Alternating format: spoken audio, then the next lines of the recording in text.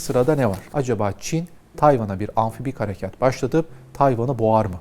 Dünyanın büyük bir rejim arayışı var. Dünyanın bir kurtuluş savaşına ihtiyacı var. Maduro 3 saatte düştü diyorlar ya. Çin orayı 2 saatte ablukaya alır. Alır maalesef. Tek kutuplu dünya düzeni bitti. Afrika'da da Çin var. Orta Doğu'da da Çin var. Avrupa'da da Çin var. Arktik'te de Çin var.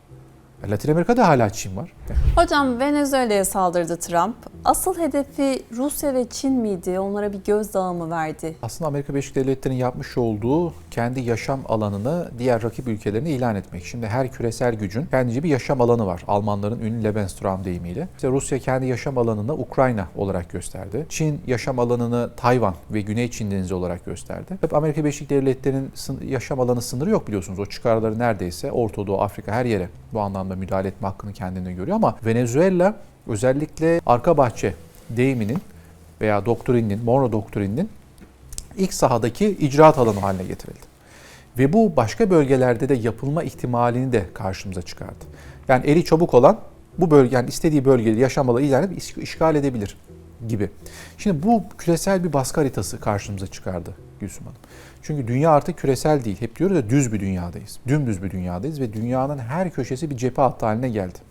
Oradan baktığımız zaman Amerika Birleşik Devletleri'nin hem rakip ülkelerini bu anlamda gözdağı vermek değil, aynı zamanda kendine itaat etmeyen ülkeleri de bir güç pozisyonuna sokmaya çalışıyor veya kendi güç meydan okumasını, projeksiyonunu kabul ettirmeye çalışıyor. Şimdi mesela son dönemde baktığımız zaman açık veya örtülü kimleri tehdit etti Amerika Birleşik Devletleri? En çok bildiğimiz Rusya, Ukrayna üzerinde. İşte örtülü destek verildi, açık destek verildi, diplomatik, ekonomik kuşatmalar yapıldı, görüşmeler başladı, durduruldu. Hep böyle gel gitti bir süreç vardı. Ve Çin açık bir şekilde, burada da Tayvan, Güney Çin Denizi, teknoloji ve ticaret savaşları üzerinden bir meydan okuma vardı. İlk başkanlık döneminde de biliyorsunuz bizim dedi öncelikli tehditimiz Çin dedi. Çin'le ticaret savaşları başlatacağız. Biden dönemiyle biraz bu ara verildi. Rusya birinci düşman ilan edildi. Ama son ulusal güvenlik belgesine baktığımız zaman Amerika Birleşik Devletleri'ne yine birincil tehdit Çin, ikincil tehdit Rusya olarak ilan edildi. Venezuela yaşadığımız en son mesele enerji, petrol ve tabii ki rejim baskısı. Rejimi devirmek için Maduro, Bolivar rejimini devirmek üzere büyük bir mücadele içerisine girmesi Amerika Birleşik Devletleri'nin. Kuzey Kore'ye yine geleneksel olarak Kuzey Kore'nin bir nükleer devlet olması, elinde balistik füzeler olması ama biliyorsunuz görüştüler. Kim Jong-un'la çok samimi görüntüler verdiler. Ona da böyle biraz metiyeler düzdü. Ama geleneksel olarak sonuçta Amerika Birleşik Devletleri'nin baskı uyguladığı ve tehdit olarak gördüğü bir ülke. Diğer ülkelerde işte Küba'sıdır, Kolombiya'sıdır, Suriye'dir, Yemen'dir, hatta Filistin bile. Dolaylı baskı ve vekalet güçleriyle, hatta bunu bence Türkiye'ye de katabiliriz Gülsüm Hanım. Türkiye de aynı zamanda biliyorsunuz terör kartıyla baskılamaya çalışan, ki 15 Temmuz FETÖ darbe girişimi de bunun bir yansımasıdır. 15 Temmuz hatta 27 Mayıs'tan başlayarak bütün darbe süreçleri içerisinde Türkiye'nin rejimini, Türkiye'nin devlet başkanlığı makamını hedef alan bir Gladio harekatı yaşanmıştır. Ve 15 Temmuz'da eğer başarılı olsaydı aynı senaryo Türkiye'nin de başına getirilecekti ve Türkiye'de bu manada Amerika Birleşik Devletleri'nin küresel baskı haritasının ortasına da koyabiliriz. Çok çok önemli. Çünkü 3 coğrafyanın menteşesi olarak biz varız burada. Burada artık klasik bir soğuk savaş mantığına mı giriliyor? Bence hayır. Ben buna soğuk barış dönemi ismi vermiştim hatırlarsanız. Soğuk savaş artık soğuk barış dönemi olacak. Ne sıcak ne mühürlü bir ıslak imzalı bir barış anlaşması imzalanacak ne de büyük bir savaş çıkarılacak ama muhataplar birbirleriyle görüşmeye devam edecekler. Bu soğuk barış dönemi. Yani burada ideolojiden daha ziyade itaat edenin belirleyeceği, itaatin belirleyeceği bir süreç belki de olabilir diyebiliriz. Şimdi diğer taraftan biliyorsunuz Rusya'nın bu anlamda Çin'le beraber bir stratejik sabır politikası, bir yöntemi uyguladığını da belki söyleyebiliriz. Burada mesela Rusya ne hesabı içinde olabilir? Bir tahmin yürütmek gerekebilirse. Ukrayna Savaşı'yla zaten Batı'yı, Rusya hem ekonomik olarak da yıprattı hem askeri olarak da yıprattı. Evet, Rusya da yıprandı ama karşı tarafı da yıprattı. Diğer taraftan NATO genişledi. Evet, Norveç, İsveç, Finlandiya ama NATO parçalandı. Biz belki farkında değiliz ama NATO parçalandı. Almanya'sı, Fransa'sı, kendi güvenliklerimizi nasıl sağlayacağız, ne edeceğiz diye konuşulurken NATO'nun genişlerken parçalandığını gördük. Bir de Avrupa'yı enerji ve güvenlik krizine soktu. Bakın bu da önemlidir. Rusya çok ciddi bir kazanım içinde olduğunu tabii görmemiz gerekiyor. Yani artık Rusya kendi cephesini genişletmekle değil, Batı'yı kendi hatalarıyla çökertme stratejisi içerisinde olabileceğini belki tahmin edebiliriz. Peki Çin'in hesabı nedir? Çin çünkü biliyorsunuz bir tacir devlet, bir esnaf devlet diyorum ben hani. Kendi para politikasına bakar, kendi ekonomik, jeoekonomik çıkarlarına bakan bir ülke. Şimdi küresel ticaretin merkezinde. Neden? Bugün efendim Silikon Vadisi'yle, bugün deniz ticaretiyle, bugün demir ticaretiyle, demiryolu ticaretiyle ve askeri savunma sanayinde yapmış olduğu hamlelerle Çin gerçekten önemli bir güç. 2049'da da artık süper güç olabileceği tahmin edilebiliyor. Ve bu ticaret yeni İpek Yolu ekonomisiyle eğer büyüyorsa, özellikle denizde büyüyorsa o zaman Çin'in açık bir savaşla yani bütün efendim kuvvetlerini, silahlı kuvvetlerini teyakkuza geçirerek bir savaş ilan etmesi kendi ekonomisine büyük bir darbe bulur. Çok gerekmedikçe Çin savaş ilan etmez.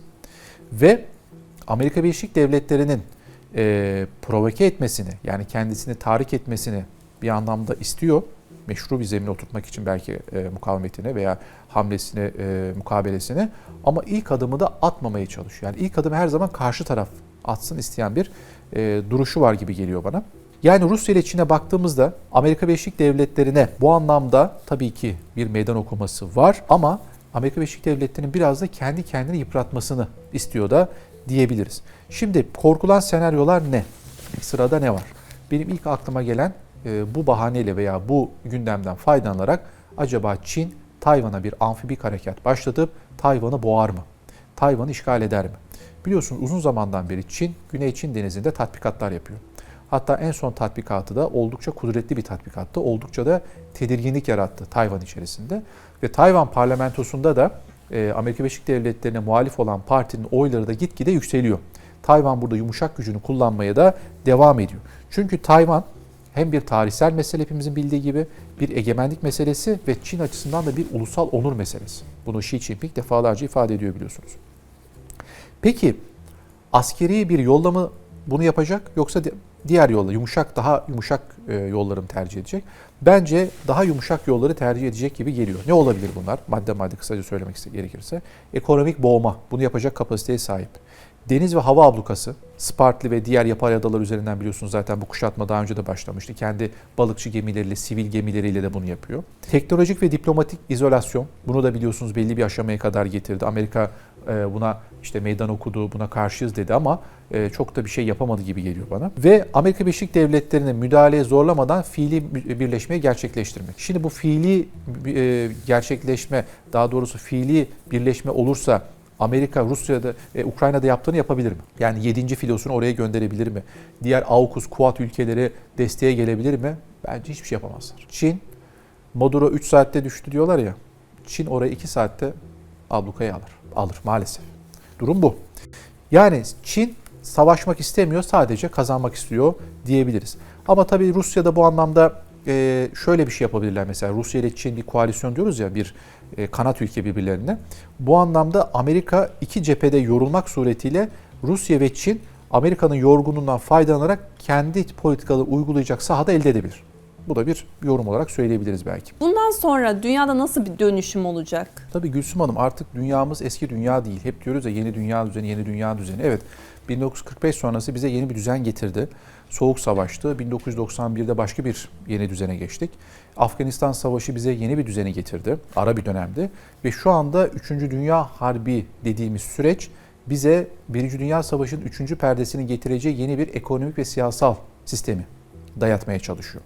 Şimdi bakın, tek belki söyleyeceğimiz benim açımdan garanti cümle şu. Tek kutuplu dünya düzeni bitti. Yani Amerika Birleşik Devletleri dünyanın hegemon gücü değil. Biraz evvel konuştuğumuz bütün şartlarla beraber, daha önce çektiğimiz videoları da işin içine katalım. Artık çok kutuplu bir düzen. Bunu 45. Münih Güvenlik Konferansı'nda Putin biliyorsunuz kendi diliyle ifade etmişti. Amerika Birleşik Devletleri'nin liderliği ve meşruiyeti artık sorgulanıyor. Bu da bir kesin. Diğer taraftan NATO siyasi olarak, Avrupa Birliği ise askeri olarak zayıflıyor. Bakın, NATO'nun siyasi zayıflaması, Avrupa Birliği'nin askeri zayıflaması, ki bunun da emarelerini ve yaşanmışlıklarını değerlendirdik. Efendim, NATO'daki birlik, siyasi birlik bozuldu. Avrupa Birliği içerisinde de NATO ile gelen askeri güç de artık çökme vaziyetine geldi. Ve küresel güney yükseliyor.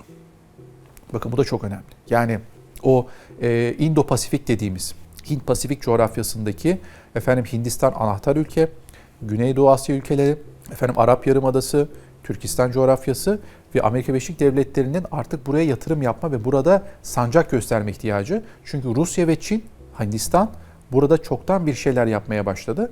Bir de işin Arktik boyutuyla beraber Amerika bu iki tarafın dengesini ben nasıl sağlayacağım diye bir endişe içerisine düştü. Ve artık Gülsüm Hanım, devletler blok değil, çoklu denge arıyorlar. Yani ben işte Soğuk Savaş'taki gibi Varşova Paktı'na gireyim, ben NATO Paktı'na gireyim, çizgimi belli edeyim, şemsiye altında yaşayayım. Hayır, artık bloka dahil olmak yetmiyor.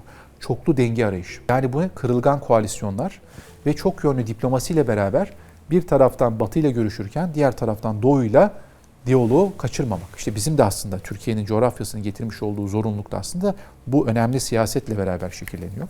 Yani bu baktığımızda dünyanın bir kurtuluş savaşına doğru gittiğini gösteriyor Gülsüm Hanım, bence. Dünyanın büyük bir rejim arayışı var. Dünyanın bir kurtuluş savaşına ihtiyacı var. Dünya milli mücadelesini vermek zorunda. Bundan insanlığın galip çıkması lazım Gülsüm Hanım. Artık ben bunu devletler olarak ayırmıyorum.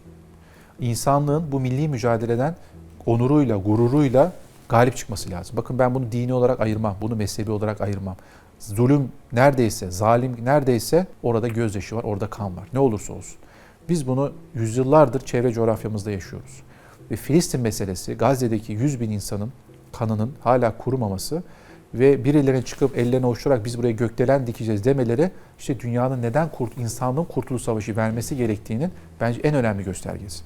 Dolayısıyla artık dünyada bir sistem eksikliğinin de bu kurtuluş savaşı ile beraber belki yenilenebileceğini veya yerine daha istikrarlı, kalıcı barışların getirebileceği bir sistem belki oluşabilir.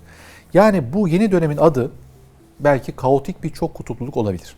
Düzen yok, düzensizlik üzerine inşa edilmiş, sürekli bir sis var, sürekli bir sis bombaları var ama çok kutupluluk var ve buna siz düzen diyorsunuz. Kaotik bir düzen arayışı. Bu da çok tehlikeli olduğunu söylemek gerekiyor. Yani bu düzende Gülsüm Hanım güçlü olan değil denge kuran kazanır. Ondan diyorum dünyanın en kudretli silahına sahip olması mesele değil. Dengeyi kurmak önemli. Bu da satranç oynamaktır işte. Türkiye Cumhuriyeti'nde bugün evet asker olarak güçleniyoruz, ekonomik olarak ama dengeyi kurabilen ülke olduğumuz için şu anda her masada aranan ülkeyiz. Bugün Rusya'da, Ukrayna'da Türkiye'yi masada istiyor.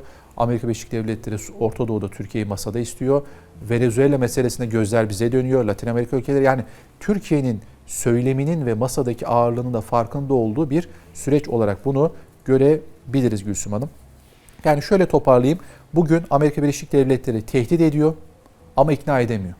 Bakın uluslar Amerika Birleşik Devletleri'nin tehditleri üzerinden asla ikna olmuyor. Rusya ve Çin bağırmıyor söylemleriyle, sert söylemleriyle ama stratejik bir sabır içerisinde. Dünya savaş istemiyor ama savaş hazırlanıyor. Hocam Bu özellikle Çin'den hiç ses çıkmıyor. Hiçbir açıklama duymuyoruz. Ama Gülsüm Hanım Çin biraz da o da sahada cevap veren bir ülke. Yani Çin de bu boşluktan faydalanarak bir yerlerde bir şeyler yapmanın hazırlığında. Hani bunu sırf Tayvan'a bağlamayalım. Çünkü Afrika'da da Çin var. Orta Doğu'da da Çin var. Avrupa'da da Çin var. Arktik'te de Çin var. Latin Amerika'da hala Çin var. Yani Çin hani Venezuela'da darbe oldu diye pılını pırtını toplu gemilerini gönderdi petrol almak. Hatta Trump dedi ya petrolünüzü alacaksınız dedi merak etmeyin dedi. Şimdi bir yandan Trump da Çin'den de çekiniyor. Yani onu da çok bir anda cepheye oturtmak istemiyor. Ticaretinizi yapacaksınız ama işte bu Maduro diyor kaçakçı diyor. Bunu hemen diyor biz diyor paketledik. Hani siz işinize devam edin diyor. Şu var. Çinliler de öyle duygusal insanlar değil Gülsüm Hanım. Hani Japonların bir atasözü var. Fareyi yakaladıktan sonra kedinin siyah olması, beyaz olması bir şey ifade etmez. Fareyi yakalasın. Onun için Maduro olmuş, Ricardo olmuş, Eduardo olmuş. Yani Venezuela'da bunlar çok veya işte Latin Amerika'da bunlar çok önemli değil. Kendi siyasetlerini yürütüyorlar mı? Düzen ona göre mi? Bunun peşinde. Dolayısıyla Gülsüm Hanım artık yeni dönemin adı maalesef yine barış olmayacak ama kontrollü bir kaos süreci bizi bekliyor. Bu Venezuela'daki darbenin, bu alıkoymanın, bu kaçırılma hadisesinden sonra.